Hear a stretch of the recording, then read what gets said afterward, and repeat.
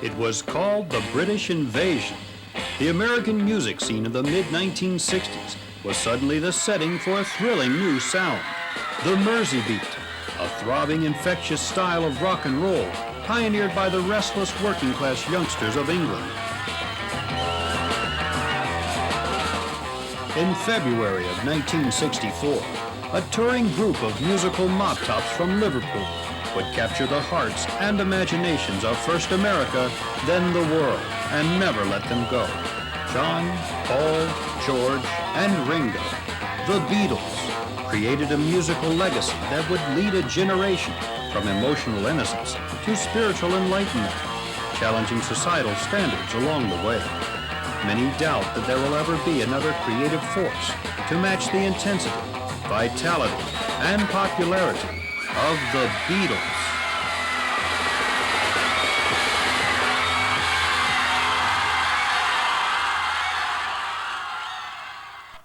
In the late 1950s, rock and roll ruled the airwaves in America. In Britain, however, the government-controlled broadcasting network kept these loose, wild sounds from reaching the ears of impressionable youngsters. This unwritten ban on rock only heightened the British teens' craving for the American sounds. In port cities like Liverpool, this appetite for rock and roll was satisfied largely by foreign sailors who brought the latest rock and roll recordings with them. The neighborhoods along the Mersey River began to pulsate with a high-energy, rhythm-filled interpretation of the American hits. The resulting style of music, dubbed the Mersey beat, became a mainstay in the taverns and rathskellers along the river. Although American artists like Chuck Berry, Fats Domino, and Buddy Holly would provide inspiration to countless aspiring musicians, one artist reigned supreme. For more than a decade, Mississippi-born Elvis Presley had set at the pinnacle of rock and roll popularity and was christened the king of popular music. Though there were pretenders to his throne, none possessed his talent or energy, and certainly no musical rival could captivate an audience as did Elvis. However, in the summer of 1962, a relatively unknown British rock band began laying the foundation for what would become a landmark assault on the international top 10 musical charts. And even Elvis Presley would feel the heat.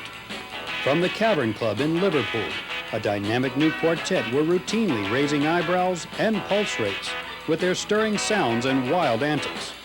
Paul McCartney, John Lennon, George Harrison, and Ringo Starr had soon caught the eye of record promoter Brian Epstein. Epstein saw great promise in the scruffy group and promptly set out to groom them for a wider audience appeal. Epstein's management skills paid off. The Beatles quickly gained a national following. Their good looks, disarming charm, and natural talent attracted legions of fans, made up mostly of British schoolgirls. Soon, record companies showed interest. Producer George Martin began working with the group, and the Beatles were soon topping the charts with hit singles. Their first single, Love Me Do, went to number 17. Their second record, Please Please Me, hit number 2, while their next song, From Me to You, went to number 1. Over the next 8 years, the Fab Four would generate 17 number 1 British hits and 21 chart toppers in the U.S. Initially, though, record executives didn't know how well the Beatles would do in the USA. It took popular American television host Ed Sullivan to introduce the British phenomenon to the States. Sullivan had heard of the group and met them while on a trip to London. The invitation to appear on his television show coincided with the Beatles' first North American tour. The Beatles landed in America on February 7th, 1964. Huge crowds of fans turned out to greet them. A month earlier, I Want to Hold Your Hand became their first number 1 U.S. hit, and fans were eager for more. On February 9th, the Beatles presented their first live performance in the U.S. on The Ed Sullivan Show. Millions tuned in to see what all of the excitement was about. The show was a smash. It captured the highest ratings ever for an entertainment program. From that moment on, everyone had heard of the Beatles. 2 days later, screaming, hysterical fans jammed into the Washington, D.C. Coliseum for the Beatles' first concert. To the sheer delight of fans everywhere, the Washington performance was captured on film and distributed to theaters nationwide.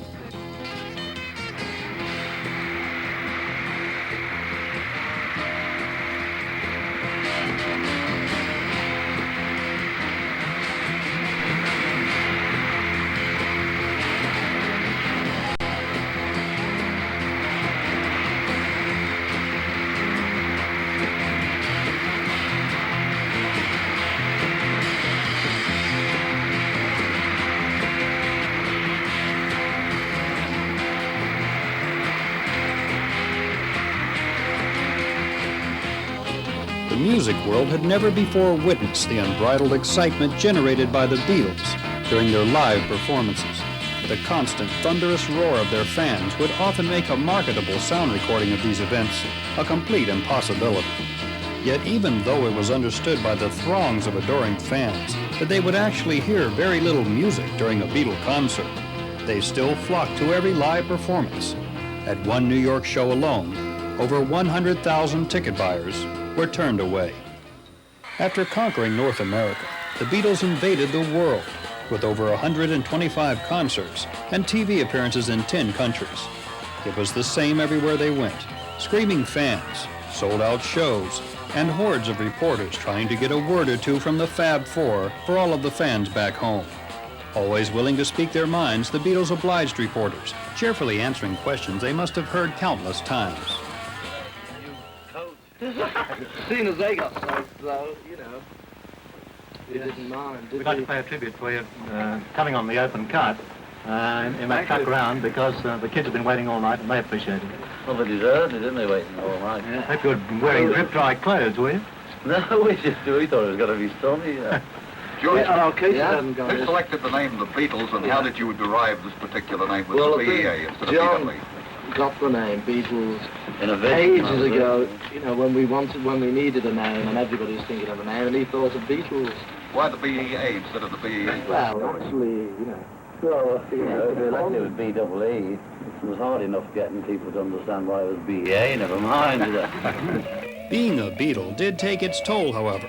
On their world tour, Ringo collapsed due to exhaustion, and substitute drummer Jimmy Nicol became a Beatle for a few days.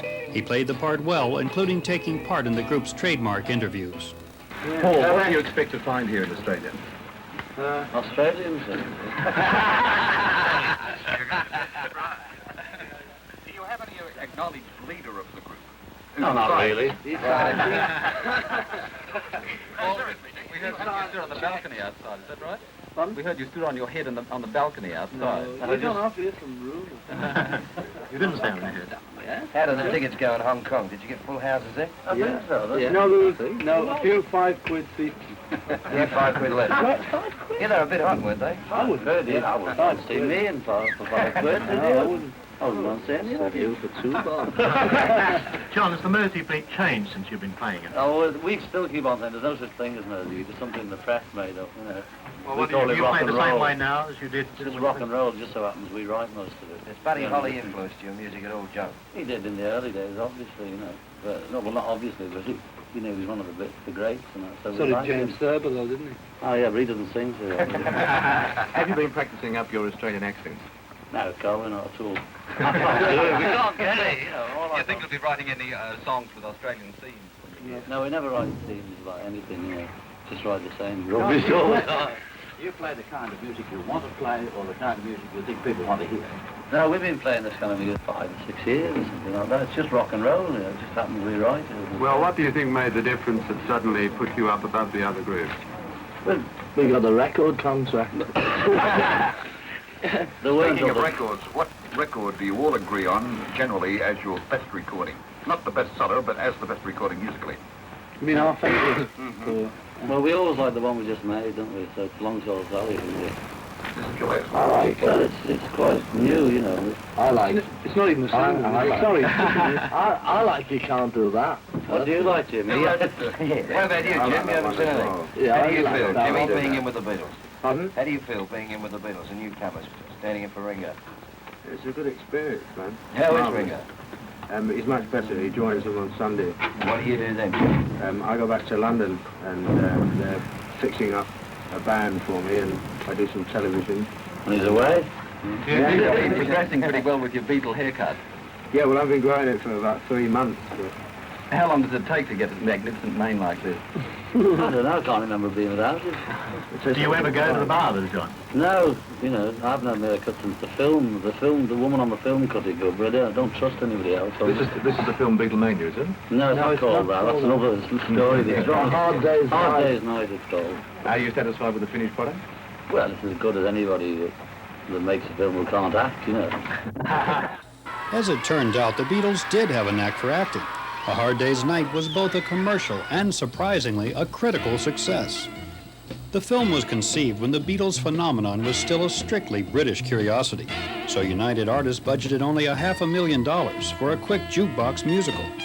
Director Richard Lester admitted that the idea was to make it as quickly as possible and get it out before their popularity faded. But this madcap semi-autobiographical depiction of the Beatles at work and play was a milestone in movie stylization.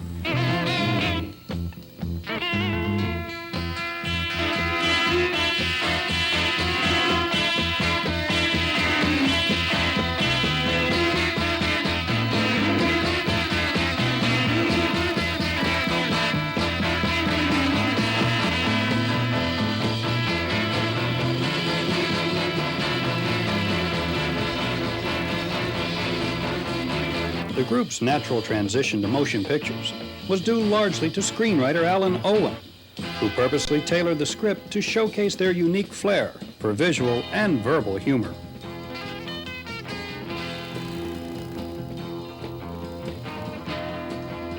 A Hard Day's Night was such a box office smash that an unprecedented 15,000 prints were released to packed theaters, as well as an informative behind-the-scenes featurette.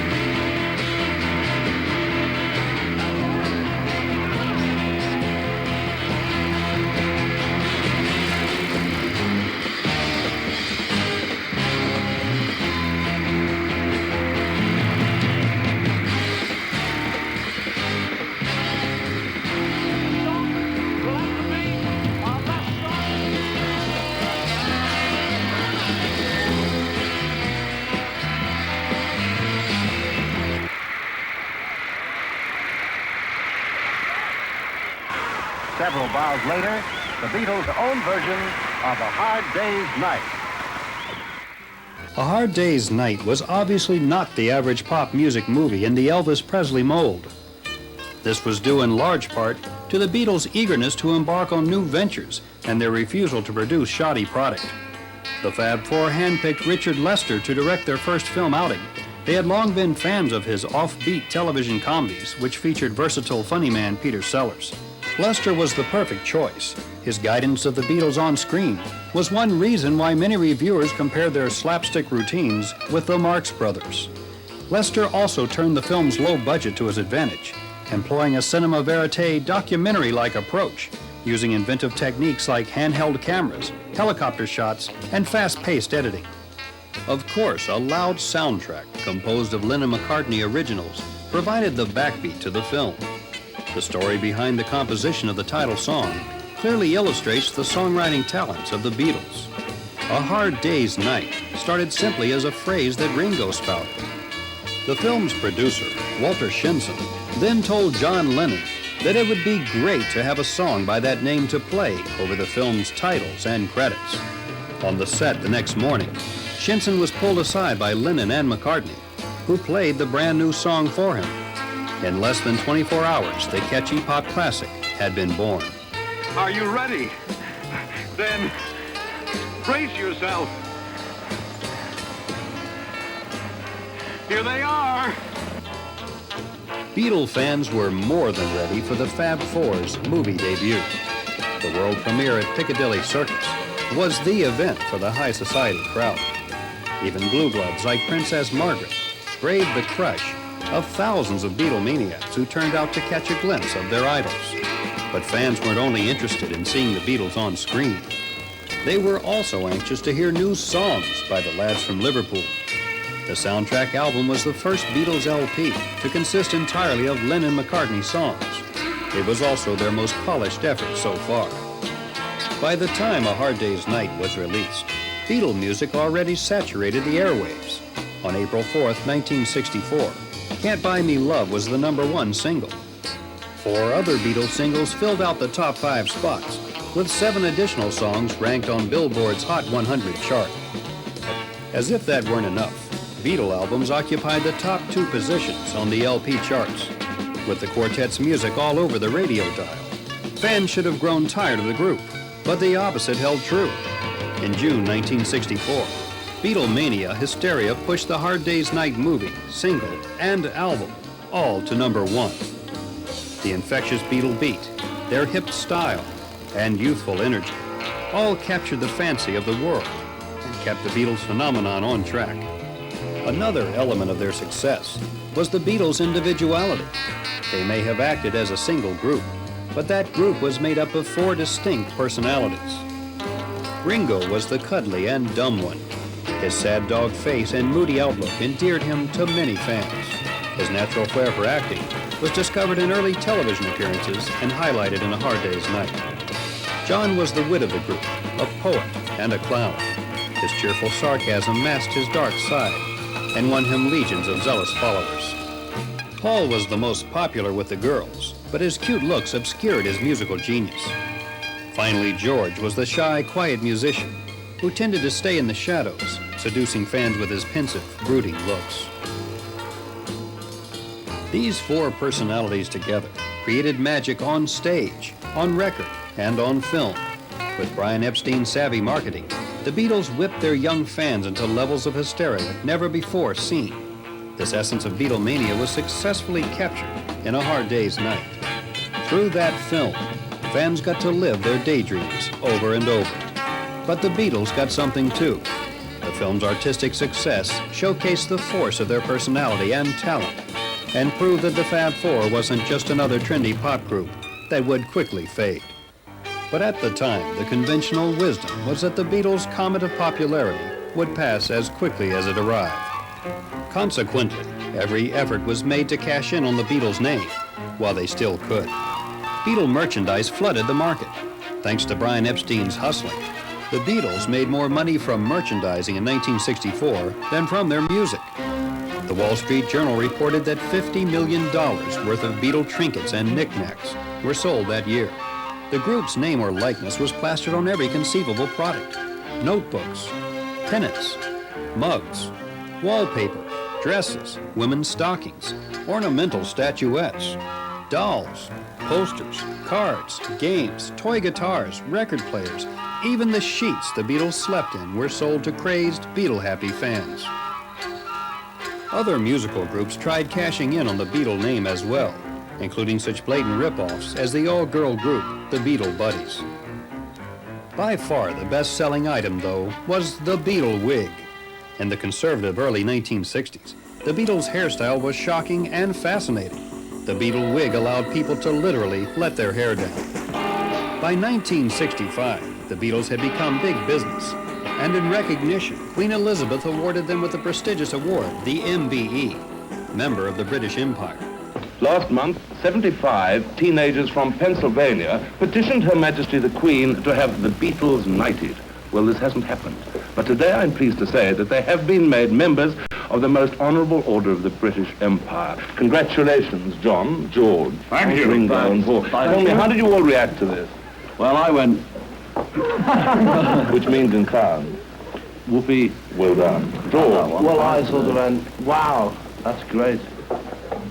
Ringo. Yes. Not the same. Yes, I think we all felt pretty well the same. Now, last year in America, your record sold no less than $10 million worth. Do you think your export sales has something to do with this? Well, you know, somebody said it might have been that. The but papers you never keep know. telling us it means It could have been that, but it could have been... It might have been for tour in Australia. Now, do you think you'll go back to the Commonwealth again? This was a sensational visit. Yeah. Well, you know, we probably will. It's up to Mr. Epstein, our manager. What does this MBE mean to you all? How are you going to deck out to go to the palace? There's certain protocol to be observed. Are you going to dress up in morning dress? Yes, well, I think you've got to, haven't you? Yeah, we'll have to. We'll get them. What about the haircut, Ringo? Well, we're not going to get it all cut off, you know. Someone said we can carry the hat, so that'll be easier.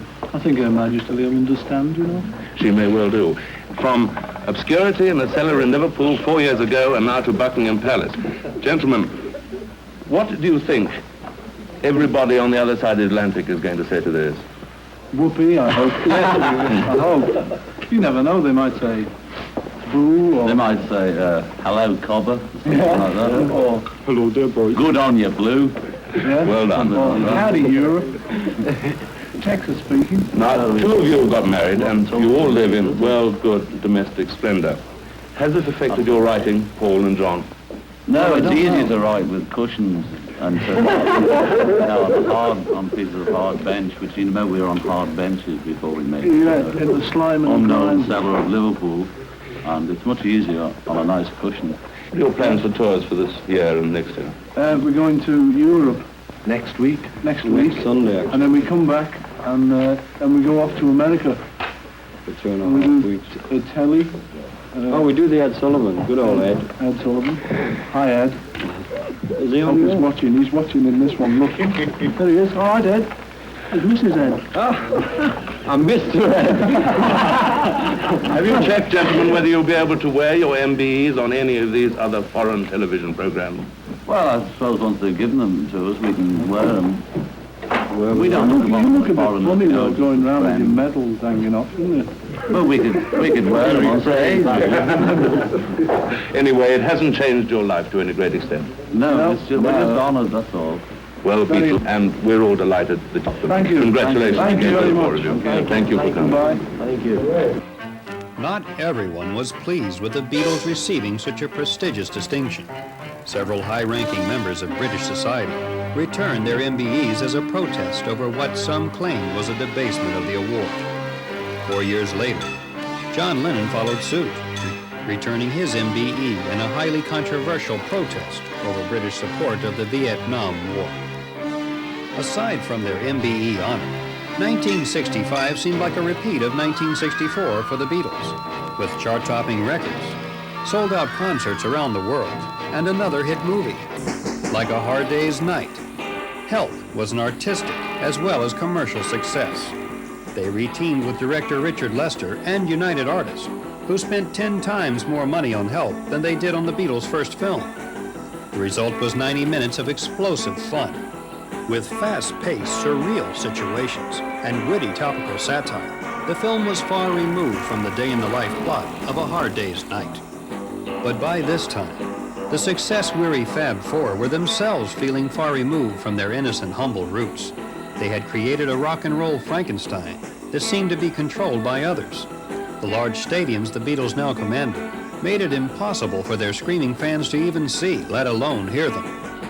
But for the time being, the Beatles went along with the charade, playing the part of the lovable mop-tops the image makers had manufactured.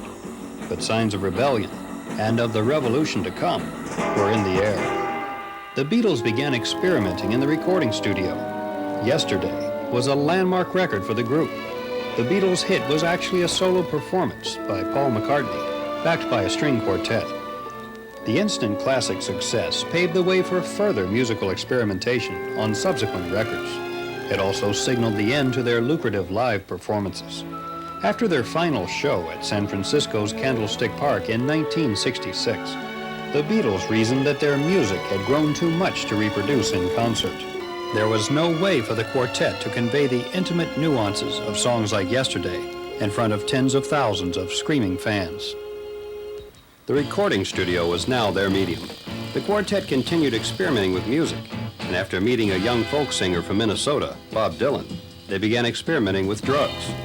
John Lennon was heavily influenced by Dylan and his message-oriented music, and began to find his own artistic voice.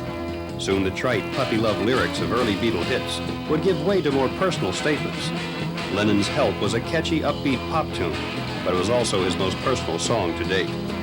Off the record, Lennon spoke his mind as well, often causing the squeaky clean mop-top image to further crumble. This had become an unspoken goal of all four Beatles. They had opened the door for the British invasion and were leading the transformation of rock and roll to an accepted art form.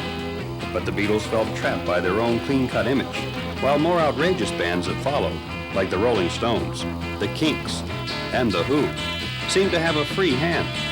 In fact, these bands were marketed with gimmicks as calculated as the Beatles. Slightly longer hair, a wilder, more urgent tone to their music, a purposely shocking outspokenness, and stunts like the Who's guitar-bashing antics. The goal was to out-Beatle the Beatles. As Roger Daltrey of the group The Who put it at the time, "Those guys are always one jump ahead on everything. They really amaze me." The Beatles' first serious lapse in taste, as Time magazine labeled it, was the infamous Butcher cover for their Yesterday and Today album. But butchered is what the Beatles felt their American record company did to their music. It was common practice at the time to take the material from a single British LP and create two albums for American release. After Revolver, Beatle albums were issued intact on both sides of the Atlantic. But repairing the public relations damage caused by the Butcher cover wound up costing Capitol Records $250,000 to recall, then reprint a cleaned-up version. Not much later, John Lennon's bold remarks comparing the Beatles' popularity to that of Jesus Christ plummeted the group into an anti-Beatles protest around the world. The strongest backlash occurred in the conservative Bible Belt of the southern United States. Don't forget the Beatle boycott is still in effect. We haven't forgotten what the Beatles said. We meant more to kids than Jesus did, or religion at that time. I wasn't knocking it or putting it down, I was just saying it as a fact. There have even been threats against your life. There have been record burnings. You've been banned from some radio stations. Does this bother you? Well, it worries me. Yeah, you know, it's bound to bother us. Do you think you're being crucified? No, I wouldn't say that at all. At Brian Epstein's request, Lennon temporarily abandoned his role as chief spokesman for the group. Epstein had been forced to fly from his sickbed in Great Britain to help quell the heated controversy. By employing the clever strategy of offering to cancel all current Beatle contracts with American promoters, the uproar quickly died, and the group's career was soon put back on track. But Epstein's guidance of the Beatles' career would last only another year. In August of 1967, while the group was on retreat, meditating with the Maharishi, the 32-year-old Epstein died of a drug overdose. The Beatles were shaken and at a loss, but in many ways they had outgrown their manager, whose real genius lay in creating their mop-top image, arranging their concert tours, and exploiting the mania for Beatle merchandise. Had Epstein lived, however, he may have been able to guide the Beatles past the problems that eventually broke up the group. Epstein's death occurred during the height of the celebrated Summer of Love. That fabled season began with the release of the group's most groundbreaking work, Sgt. Pepper's Lonely Hearts Club Band. The group's fans, accustomed to several Beatle releases per year, had long awaited the Pepper album. Aside from the Penny Lane Strawberry Fields Forever single, released in February, fans had not seen or heard from the group for months. After years of being together on a daily basis, the Beatles had taken a well-deserved break from each other and the public. John cut his famed hair and went abroad to star in Richard Lester's comedy, How I Won the War. George took the opportunity to seek spiritual enlightenment in India, while Paul stayed in London and composed music for an obscure film called The Family Way. Rumors of the group's breakup were finally replaced with reports from Abbey Road Studios of unprecedentedly protracted recording sessions. Those now famous sessions resulted in the trend-setting Sgt. Pepper's album. It was the first album to link individual songs with musical segues, the first to have all the lyrics printed on the back cover, the first to include a sheet of cut-out souvenirs. Most importantly, it was the first rock album to be considered seriously as a work of art. The Beatles followed Sgt. Pepper's with another movie, the hour-long made-for-TV Magical Mystery Tour. The film was intended to be a substitute for a live concert tour, but ended up being a critical and commercial bomb, the Beatles' first failure. On the other hand, The soundtrack album was far more magical than the film, showcasing the group's further experimentation with multi-track recording. The album marked the Beatles' last psychedelic trip through the recording studio. Their next release, the snappy Lady Madonna single, was rendered in the style of Fats Domino and brought the Beatles back to their roots of American rock and roll. While this latest hit may have been grounded in nostalgia, the Beatles themselves were still exploring the netherworld of transcendental meditation. The group's 3-month retreat in the Himalayas ended abruptly with reports of the Maharishi's advances toward actress Mia Farrow. Back in London, the Beatles put their efforts into launching their own label, Apple Records. The business side of Apple never gelled, and the company became a haven for freeloaders. But the company did succeed on the creative side, signing such artists as James Taylor, Billy Preston, Badfinger, and Mary Hopkin. However, Apple Records, and ironically the Beatles themselves, had little to do with the group's next success, their third feature film, Yellow Submarine. Besides contributing a dozen songs and making an on-camera appearance at the end, the Beatles had little to do with the actual creation of the imaginative cartoon. However, the movie successfully captured the psychedelic spirit of the late 60s Beatles in a way that A Hard Day's Night had captured their earlier Fab Four image. And like that earlier film, Yellow Submarine spawned a second wave of Beatle merchandising.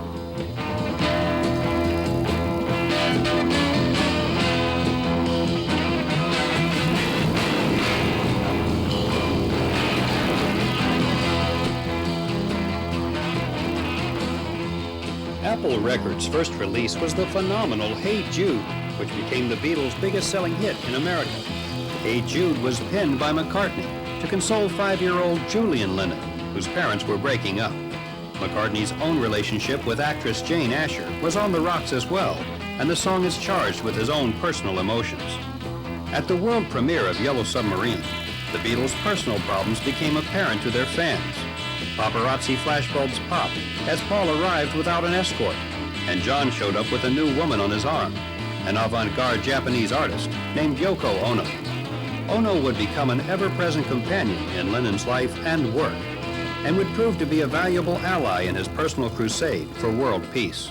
Some people sort of discovered a new reality, and some people are still sort of confident about the future. That we too are, you know.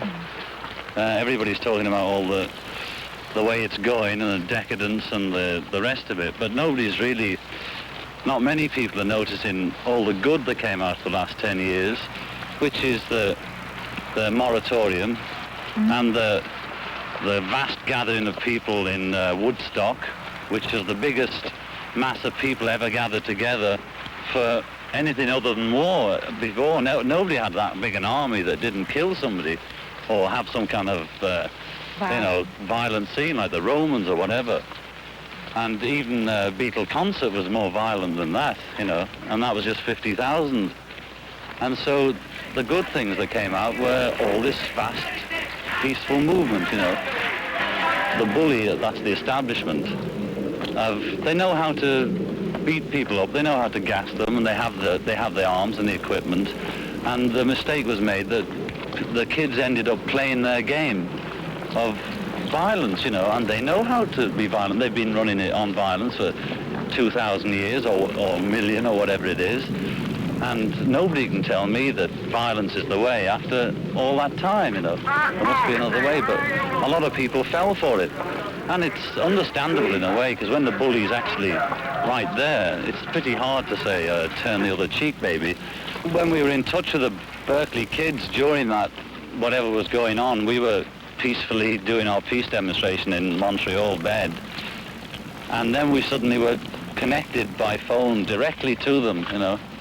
And they were saying, help us, you know, or what are we going to do? It's going to go wrong, you know. And this was some of the people that were organising it, but they were saying, well, it's out of our control and that. And what can we say, you know? And of course, I haven't got any solution. Okay. Listen, there's no park worth losing your life for. You know, I don't believe in anything else, and I don't believe there's any park or anything worth getting shot for. And you can do better by moving on to another city or going to Canada or go anywhere. And then they've got nothing to attack and nobody to point the finger at. Right now, the situation we have here, what I'd like to know is, John and Yoko, what would you do right now? You have 20,000 people or so outside, sitting there. You tell them that they should leave, or should they like have a festival, or what? A festival is more like it, man. You know, sing Hare Krishna or something, but don't move about if it aggravates the pig. And don't worry if it works or not. Everything works if you believe in it. And don't get hassled by the cops and don't play their game. If you can't have a beautiful time there, then don't have it and stay at home in bed. I know it's hard, you know. Christ, you know it ain't easy. You know how hard it can be, man. But it is hard. So what? Everything's hard. It's going to be hard tomorrow, and it's going to be hard the next day. So what? It's better to have it hard than not have it at all. And if those squares can sell one can of soap to the housewife, so can you. The only way to get them to understand you is to extend your hand and really try to open their minds up and try to give your love, you know. That's the only way that they'll come around. Entice them and calm them. You know, you've got the brains and you can do it. What? You can make it, man. We can make it together. We can get it together. We can get it together. Now that's all. For John Lennon, Yoko Ono had now replaced Paul and the other Beatles as the dominant relationship in his life. Paul, too, had a new relationship outside the group, New York photographer Linda Eastman. This sudden shift of emotional energy began splitting the legendary group. The recording sessions for the Beatles' White Album, the group's first double album, were marred by constant personality clashes. The infighting boiled over on their next project, the LP and documentary film, tentatively titled Get Back. The film crew captured what was becoming more apparent every day. The Beatles were no longer a single group, but a group of 4 individual artists. The conflict-heated atmosphere resulted in the album being the weakest the Beatles had recorded in years. The record and film were shelved until 1970, when record producer Phil Spector re-edited them. They were finally released as Let It Be. The group did rally, however, for what became their last collective foray in the recording studio.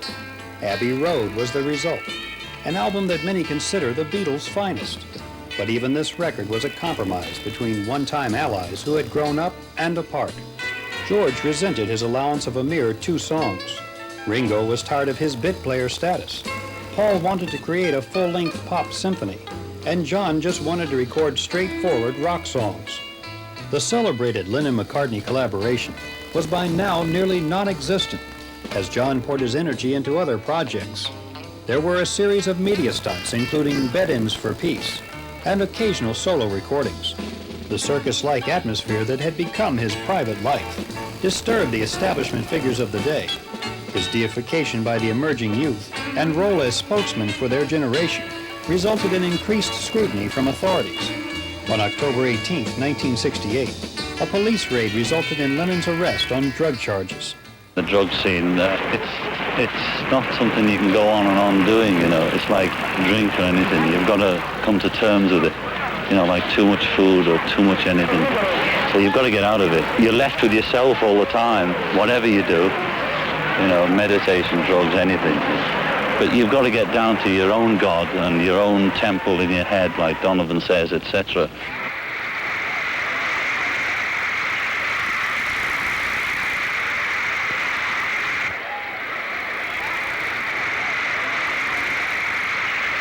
And then that part of the trip, that's what happens on acid, folks.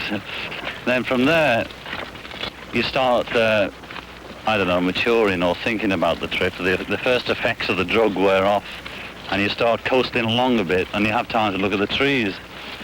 And that developed into the actual acid scene, the psychedelic bit, you know. And everybody was grooving around with clouds and that. And then, of course, like any drug, it wears off, and you're back to so-called reality. By early 1970, the reality that the Beatles were truly finished as a group was apparent. Like John, Paul had been recording solo.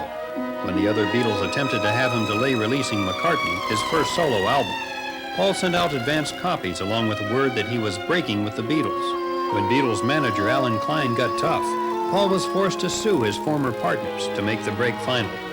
John, Paul, George, and Ringo were finally on their own. For George, the break triggered a creative explosion. Without a Lennon or McCartney to hold him back, his spiritual, inspired music pushed his public esteem even higher in chart-topping LPs like All Things Must Pass and Dark Horse. In the late 70s, Harrison added film producing to his resume with the formation of Handmade Films. Ringo also continued his recording career, managing several hit singles in the mid-1970s. As his musical aptitude was never as celebrated as the other Beatles, Ringo wisely pursued his acting career as well, receiving good notices for The Magic Christian and several other films of the period. McCartney, the master tunesmith, went on to form Wings, a dominant rock band of the 70s. When that group disbanded, he continued recording either completely solo or with superstar friends.